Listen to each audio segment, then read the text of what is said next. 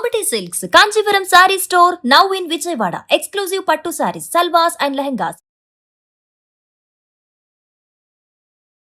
ఈరోజు ఒక వెరైటీ పులుసు చేసుకుందామండి. మామూలుగా మనం ముక్కల పులుసు చేసుకుంటాం కదా, ఈ ముక్కల పులుసుని కుక్కర్లో చేయటం.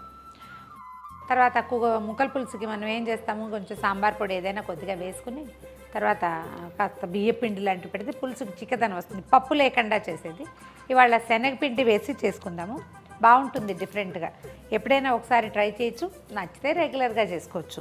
కూర ముక్కలు ఏ ఉన్నా పర్వాలేదండి.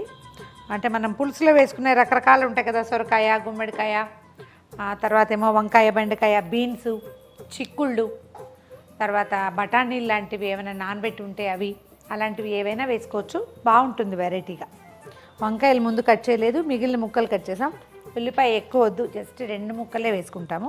కొంచెం స్టవ్ మీద ఒక చిన్న కుక్కర్ పులుసు చేసుకునేందుకు వీలుగా, మీ దగ్గర ఏ సైజు ఉంటే ఆ సైజు. విడిగా కూడా చేయొచ్చండి, ఇలా చేస్తే చాలా తొందరగా అయిపోతుంది. కొద్దిగా మెంతులు వేద్దాము, ఒక 1/2 స్పూన్ కంటే కూడా తక్కువ. తర్వాత ఒక చిటికెడు ఆవాలు, చిటికెడు అంటే శాస్త్రానికి చెప్తున్నా కానీ వేయాలండి, ఒక 1/2 స్పూను. తర్వాత కొంచెం జీలకర్ర, ఆవాలు పేలిపోయాక. ఎండుమిర్చి వేయట్లేదండి, కొంచెం పచ్చిమిర్చి, అల్లం ముక్కలు తరిగి పెట్టాను చూడండి అది, ఇంగువ, కరివేపాకు వేద్దాము. దీంట్లో ఏం చేస్తానంటే మన పులుసుకి సరిపడా ఒక 2 స్పూన్ల శనగపిండిని వేసేద్దాం నూనెలో. శనగపిండి కమ్మని వాసన వచ్చేదాకా వెయిట్ చేసుకోవాలి. శనగపిండి వేగింది మనకి కనపడుతుందండి. కొంచెం ముదురు రంగు రానిచ్చి బాగా వాసన గుమగుమలాడేలాగా వెయిట్ చేసుకోవాలి, పచ్చి పూర్తిగా పోవాలన్నమాట. ఇప్పుడు ఇందులో మనం కట్ చేసి పెట్టుకున్న ఉల్లిపాయ ముక్కలు వేసేసరికి వేపు ఆగిపోతుంది. తర్వాత తీయ గుమ్మడికాయ ముక్కలు, తర్వాత బెండకాయ ముక్కలు, ఒక టమాటాని పొడుగ్గా తరిగానవి, సొరకాయ, చిక్కుడు, బీన్స్ ఉంటే చాలా బాగుంటుందండి చూడ్డానికి. వంకాయ ముక్కలు చివరికి కట్ చేద్దామని ముందు కట్ చేయలేదు. వంకాయ ముక్కలు కూడా వేసేద్దాము. ఒక 1/2 స్పూను పసుపు, ఈ ముక్కలకి పులుసుకి సరిపడా ఒక స్పూన్నర దాకా ఉప్పు పడుతుంది, 1 స్పూను కారం. సాంబార్ పొడి వేసుకోక్కర్లేదండి, ఇందులో మనం వేసిన శనగపిండి, అల్లము, తర్వాత ఇదిగో ఇప్పుడు వేయబోతున్న ధనియాల పొడితోటి దీని టేస్ట్. ఒక 2 స్పూన్ల ధనియాల పొడి వేసాం. సుమారుగా ఈ కుక్కర్ సైజు ఇప్పుడు మనం వేసిన ముక్కలకి ఒక నిమ్మకాయంత చింతపండు పడుతుంది. చింతపండు నీళ్ళల్లో నానబెట్టి రసం తీసి పెట్టుకుని అది వేసేసుకోవాలి. 1 నిమిషం ఏం చేద్దామంటే ముక్కల్లో కొద్దిగా నీళ్ళు పోద్దాము.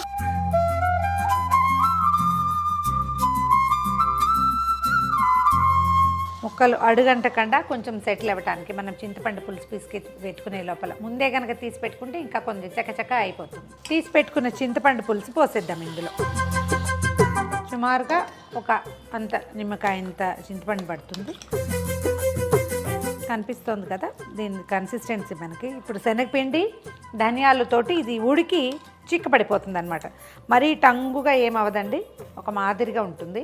ఇంకా కొంచెం నీళ్ళు కూడా వేయచ్చు. ఒక ఫ్రెష్ రెమ్మ కరివేపాకుని దీని మీద వేసేద్దాము, మూత పెట్టేద్దాము. కుక్కర్ హై ఫ్లేమ్ మీద 2 విజిల్స్ రానిస్తే సరిపోతుందండి. ముక్కలన్నీ ఉడికిపోతే పులుసు కూడా చిక్కబడిపోతుంది. తర్వాత మూత తీసుకోవటము, ఉప్పు సరి చేసుకుని కొంచెం కొత్తిమీర చల్లి సర్వ్ చేసుకోవటమే.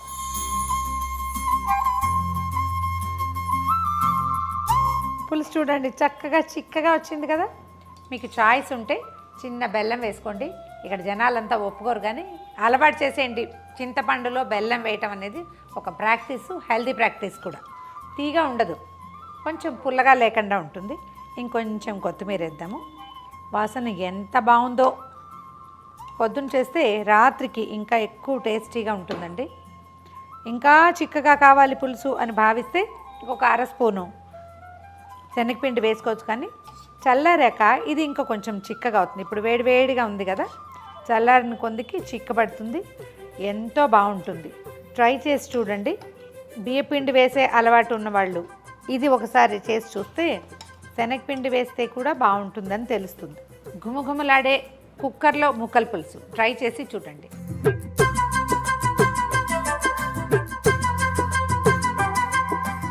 ఈ వీడియో కనుక మీకు నచ్చినట్లయితే లైక్ చేయండి, షేర్ చేయండి.